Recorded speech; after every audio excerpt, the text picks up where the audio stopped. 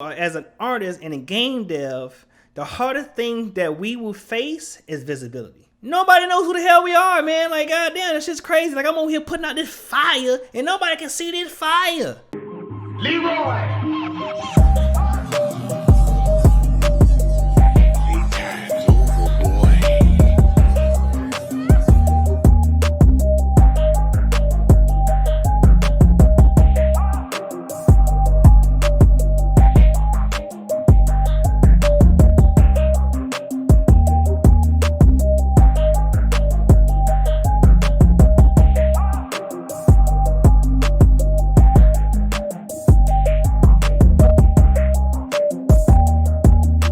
What's up, Dojo fams? It's your boy, Bruce Leroy, coming at you again with some more podcast episodes. There's a lot of things that's been going on. I've been missing everybody. And if you are new to the channel, we are doing something a little bit different. You know, we're not just recording and throwing it on podcast. We're actually doing live video recording so I can make sure I can give YouTube some more love, because everything started off with YouTube.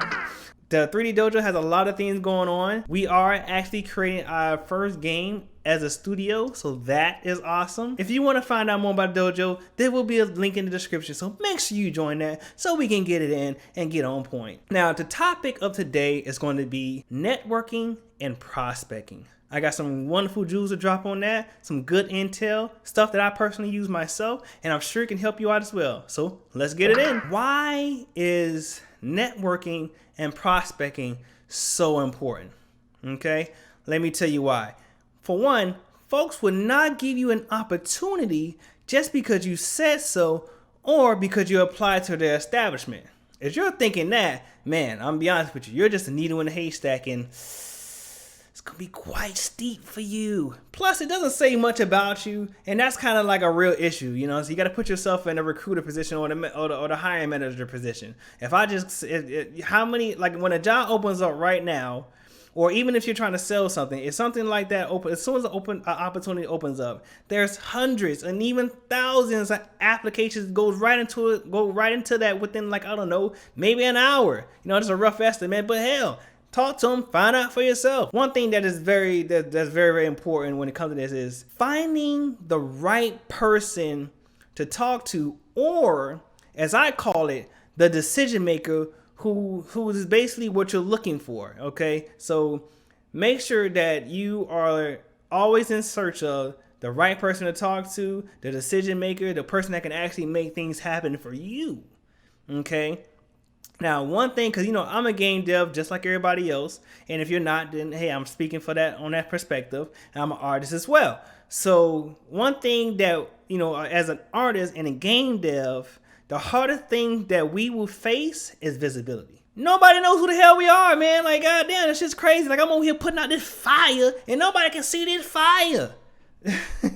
You know, that's always been like the biggest challenge, is not being visible. Nobody can see you. You put out this awesome work that you've been working on for, like, I don't know, months or weeks, you know, depending on how fast you are. And as soon as you post it out there, you rarely get likes, you barely get views, because nobody know who you are. So now you got to go ahead and build your network up. Having more prospects can help your network and bring you more visibility. You know what I'm saying? I'm going to go ahead and repeat that, because that's actually pretty important.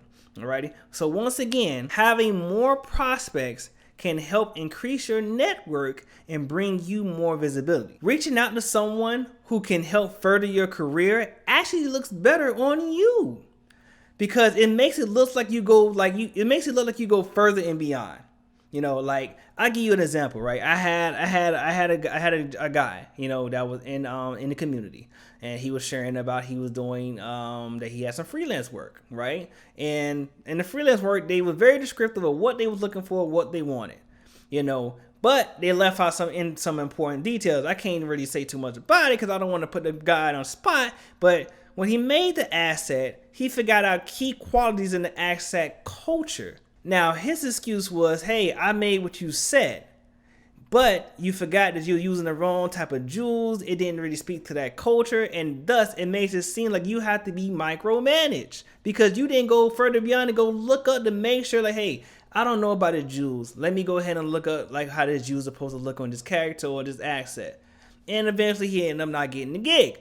So doing it in this situation is basically the same. Like when you're looking for an opportunity, whether it's a job or you're trying to sell yourself as a freelancer or do outsource work or just do whatever thing under the sun, because it all falls under the same hut.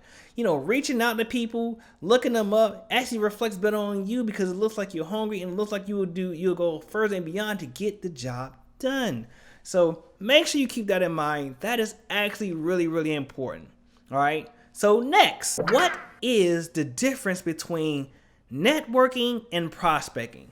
Because I know it may be confusing to some, and some people may think that networking and prospecting is the same thing, but it's actually not. And let me get a little more into that, all right? So first, networking is basically going to meetups and events and the opportunity that you're looking for, that you're looking to advance in. Going to an event, introducing yourself to folks, throwing you in front of them, basically what that is, showing them a little bit of your work, just trying to gain visibility so people can know more about you so you can get yourself known. So that's basically networking is to me. And prospecting is a lot more into it than that. You know what I'm saying? A little more important, a little more work, but bigger reward. And prospecting is basically when you're building a list of folks that you're looking to build a relationship with or rapport, however you want to talk, and following up with them so that they can help you advance in the opportunity that you're looking to gain or make a sale, etc. You know what I'm saying? That is very, very important. Looking for people that you can build rapport with, build a relationship with, make longevity friendship with can help you in the long haul. Trust me, believe me, I have done the research. I ain't trying to sound like a pimp named Slickback from Boondocks, but your boy is on the money. Next is, my tips and tricks for networking and prospecting. All right, so I want to go ahead and give you some real good juice. You dig? Don't worry, your boy Bruce Leroy got you. First is looking for season events like things like Insect or indie game jams or the game spaces, because everybody has them in their own little city or their own state, and etc. This is a great way to meet folks in the industry. It's even better a way to sell yourself. So make sure you come to these events like ready. Make sure you come to these events prompt. Like I give you an example, right? When I remember when I was in school, they wanted to have a little field trip where they want to go to a place called Insect. That was like a convention in Orlando. They host it every year. They have like little small ones, and then they have a really, really big one. And if you're wondering what it is, it's basically military simulation, where they're showing you everything that they've been working on, how they train the soldiers or vehicles, whatever. Anything that's dealing with simulation or virtual reality, listen, Insect is an amazing place to go to. I'm not even gonna lie. I still remember it, talk about it to this day, as you can see. And then when we went there, and then as I'm explaining this, I want you to understand that there's two type of people, and you get to choose who you want to be. So a good bit of this, me and a good bit of the other students came to Insect, and a few of them was dressed like, hey, I'm looking to have a good time. I want to go ahead and check out these cool little gadgets that they have. And mainly myself, and I would say probably maybe two others. It wasn't a lot. I'm going to be honest with you. It was not a lot. And there was a lot of goddamn people there. I came there legit. Your boy Bruce Leroy came on the scene with a suit, tie, with a goddamn binder full of resumes and paper and pen, so I can write notes as they need their name when I need to write notes. Meaning my notes is like, hey, if I go ahead and get me some prospects out of here, I can write their names down, where I met them at, what the hell the fucking conversation was. Who knows? Who cares? But your boy was ready, and he was on the scene. And when as soon as they opened the door, I'm gonna be honest with you, I did not get on any rides. I did not get on any little convention. I was literally going there, talking to the workers, like, hey, trying to get myself in there, like, hey, I'm fairly new here. I'm the golden boy, and I'm gonna be big. Can I get into your establishment? And man, I was getting people asking me for a resume. And I left out one thing. I also had my laptop as well. I had a 2-in-1 laptop, so I can actually show them my work, so I can give them a personal showcase. So they can't be like, hey, look at my phone, and that's all it was. No, it was nothing like that. I came ready to the T, baby. And then, like I said, I got people to look at my resume, asked me for business cards, told me, they actually told me who was the decision maker, who was the hiring manager, gave me emails. They gave me almost everything under the sun but the check. But they was giving me everything. And like I literally walked out there. Actually, I walked out there with a job offer. So that was actually pretty interesting about that one. Even in the game jam, I remember when I went to my first game jam, I went to Indie Game Jam meetup, and luckily I was able to meet a founder of a studio. It was to be exact, it was Steamrollers. He was a really wonderful guy. I honestly didn't even know he was the founder because he was just so casual and just cool, and he just happened to be the right guy. So you never know. This is why you come prepared. And same thing when I came there with a dress shirt, some dress pants. Came there resumes in hand with my trusty pen. Well, not this pen because this is X pen, but my trusty pen ready to go ahead and get it in heavy. And yeah, I was meeting a lot of people. And matter of fact, I missed something. That's how I got my first freelance. I got my first freelance for like my last year in college. I got my first freelance gig, and then after I got that freelance, I got another one when I was doing outsourcing for a studio, which was freaking awesome, by the way.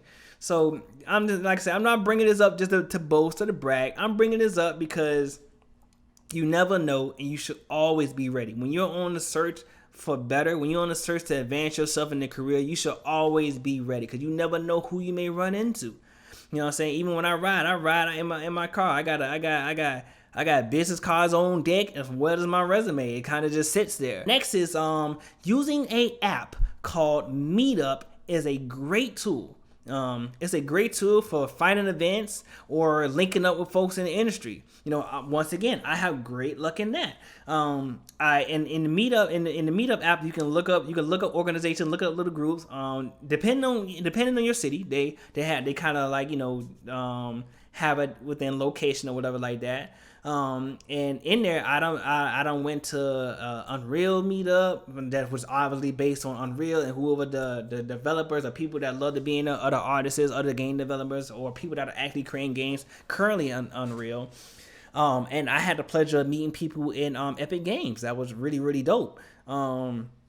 I also been in meetups where they just did it virtual. The pandemic has kind of strung everybody out. Everybody's kind of going through the same thing, but we're just trying our best to wing it the best way.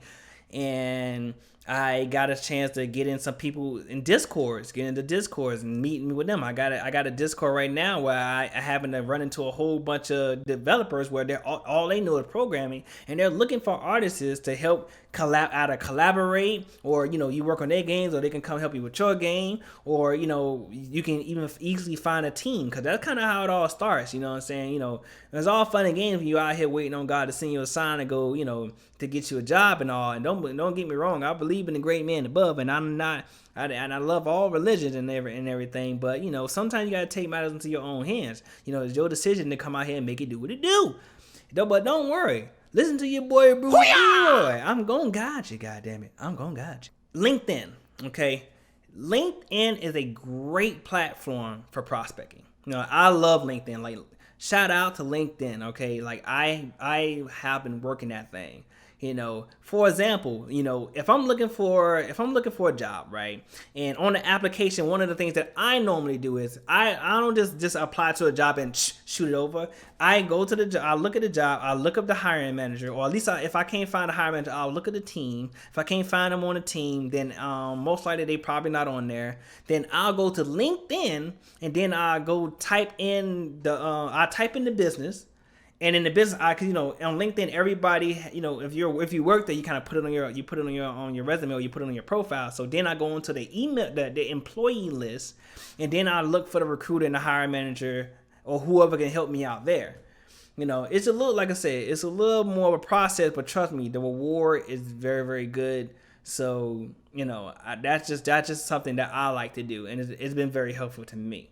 Okay, and another good tip on LinkedIn is you should look at, if you're looking for, like I say, in an artist job, you should look for art leads and art directors. You know, getting close to them is very, very helpful. Not only you can learn a thing or two, but when a position open up, you'll be fresh in their minds. You know, this is the sales side of me just speaking. You know, one thing that I learned, especially within that in that industry, is that, you know, when people looking to make a move, if they're not already looking to hire like their buddies or their friends, because that's kind of like in this industry, that's kind of like that's kind of what happens, is that the last person that they talk to is who they're going to run to, because that's the person that's fresh in their mind. Now imagine that you went ahead, you're been in a cool rapport with this art lead or the art director, and boom, a position opens up, and they be like, damn, who can I talk to about this? Or kind of just put it out there. Before they put it out, they be like, damn, I just spoke to that boy Bruce Leroy, and that got that juice. And you know what I'm saying? Then boom, then next thing you know, I'm getting an email. You know, that has happened. You know, so definitely make sure that you're doing that. You know, like I said, I understand that it's a little process, but that one little process can help change your life. And plus, it really, really, really makes you look good. Last, something that I like to do is on these company websites. Now, this is a jewel dropper. Like when I'm looking for establishment and when I'm on like a company website, I like to subscribe to their news and to receive news about them, because every company website has it. Like it's usually at the bottom where, you know, hey, subscribe for newly released games or newly released products. You know, or when you sign up on their website, they ask you, hey, do you want to receive news? Yes, do that. The reason why I say you should do that is that, you know, whenever they have any events or whenever they're looking for talent or whenever they're about to put out a game, you'll be first to know. Now, even if they're not saying that, hey, I'm not looking for a talent, you know, right now they say, hey, we have a new game in the works, stay tuned. You know, for one, that to make a game requires a team, and it's going to require time and effort that you can bring to that team. So you can easily be like, hey, I see that you can look up, once again, LinkedIn, check out the rosters, check out the try to see if you can find a point person, a person to talk to, or the decision maker, or at least somebody that can at least lead you to that person. Let them know that, hey, you're interested in the company, you love their work, you love the game, you think that you can make their art style or whatever the hell you think you can say to impress these people, and make sure that you go ahead and do that, do it that way as well. You know what I'm saying? So that right there is a very, very good way, because if not, you know, what you're going to be doing is how most people do, is that you're going to be looking for jobs seasonally. You know what I'm saying? That you're going to go ahead, look up job, most likely going to see the same thing, get bored, get exhausted. That's kind of because looking for a job is a job. Let's be honest with that one. And when you go, and then when you're looking at a job, you're going to sit here and look at the list, build a little list, and then go back, apply to the same position most likely, versus you having them on the email list, and then soon as the job opens up, you get the first ping about it, and then you can be one of the first, or at least the top 5, top 10 to instantly reply to it. And then that way they can run through your resume first before they get tired with all the hundreds and thousands of other resumes that they have received within the next 5-10 minutes. I'm going to end it right there. Obviously, you know, your boy Bruce Leroy can drop them jewels. But, you know, make sure, you know what I'm saying, if you're not familiar with the 3D Dojo, make sure you click the link in the description below. Make sure to like, share, and subscribe to the channel. Please do that. You know, it'll be very, very helpful to me, and not even just to me, but it'll be very, very helpful to the community. A little bit about the 3D Dojo is it's for gamers and game devs to come together and unite. We do a lot of cool things, art challenges, workshops, giveaways, you name it. Once again, we do have a giveaway coming up very, very soon, and we're making our first game, so please be on the lookout for that. Other than that, you guys stay blessed. You stay on point. Remember, your boy Bruce Leroy is here for you. Reach out to me if you need any Q&As about the podcast or anything that I'm talking about. Or obviously, I'm going to be posting tutorials real soon. Make sure you go into the dojo. Hit me up. Let your boy know what you think. Or hit me up in the comments. Let me know what you think. Other than that, your boy Bruce Leroy. Catch y'all later.